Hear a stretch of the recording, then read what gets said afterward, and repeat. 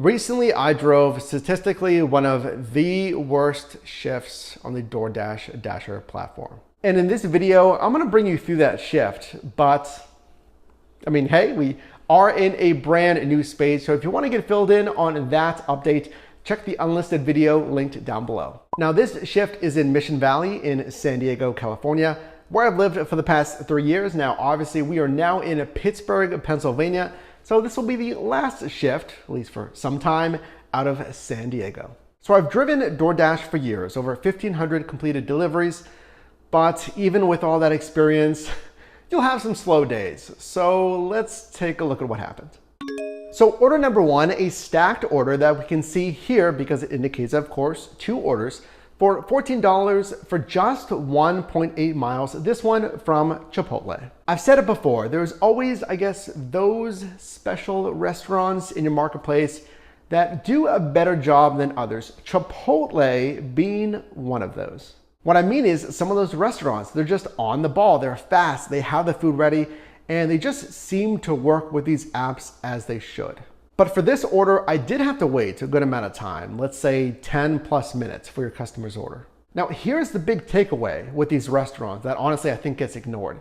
So let's say you're doing deliveries and you make 3 pickups, right? I have this Chipotle order, and then I take a pickup from whatever it is, ABC restaurants, and then I have another Chipotle order.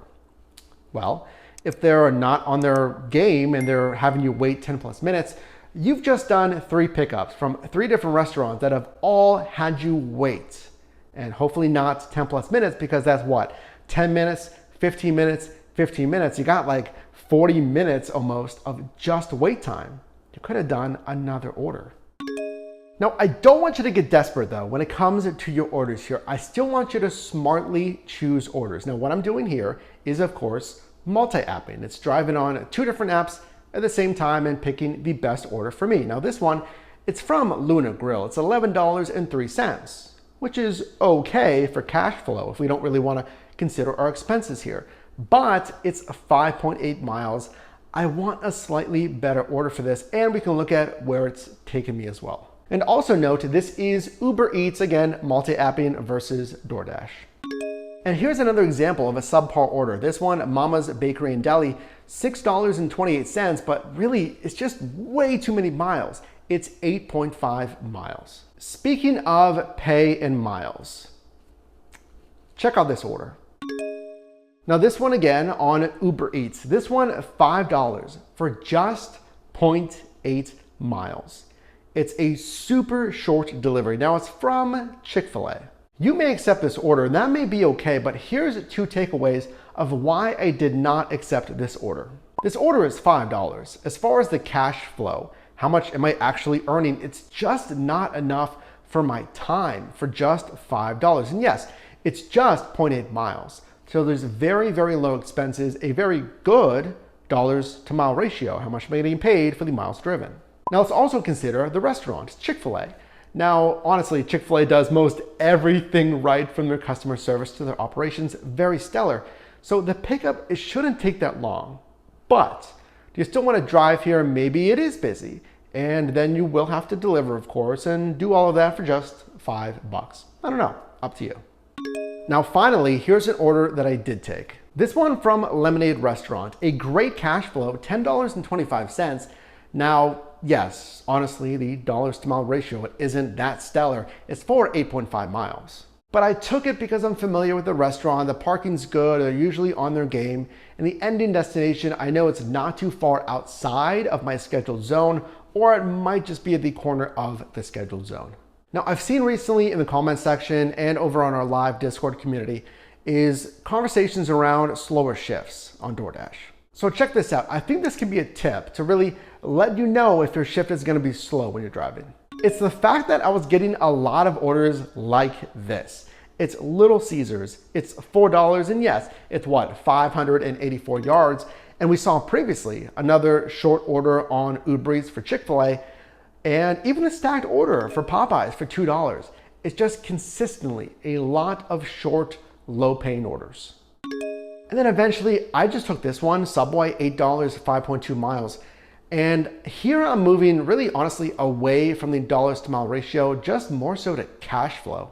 So what we're seeing here are lower dollar orders being placed from customers from basically these fast food restaurants. That flat out is going to pay you less if you're picking up from fast food restaurants, because the entire order total, it just isn't that much versus a more upscale restaurant. So consider that when you're driving. Let's say, are you driving during the lunch rush and maybe consumer behavior is ordering Chipotle, it's ordering the Subway, the Chick-fil-A that we saw in this shift because it's lunch, versus shifting over to the dinner rush.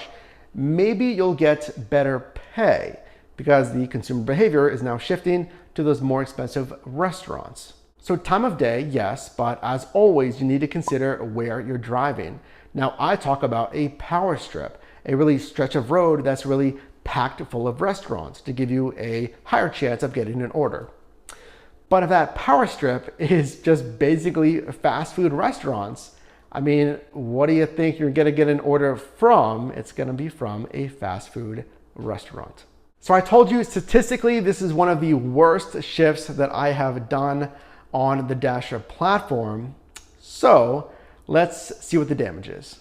This shift, again in Mission Valley in San Diego, California, was from 6 p.m. until 8:30 p.m. And even trying to multi-app, driving on different apps, driving on DoorDash and Uber Eats, even with that, my total gross revenue, this was just on DoorDash, $33.25. I actually ended up not even taking any of those low dollar Uber Eats orders. And the gross revenue per hour, much below, honestly, basically half of my average. Gross revenue per hour, $13.30. During this time, I completed 4 deliveries. I did receive 4 tips with an average, which is really on par, $4.75. During this shift, I drove 18.2 miles with a decent payout per mile, $1.83 payout per mile. And this gives me a tax deduction of $10.47. I want to give you one honest, very real takeaway when it comes to driving for DoorDash. We see numbers like this, $13 an hour. And I'm seeing in the comments, again, I see on Discord that there can be discouragement whenever you're driving. I want to tell you this. I do not want you to just delete these apps. You just give up on DoorDash, give up on Uber Eats because it's slow right now.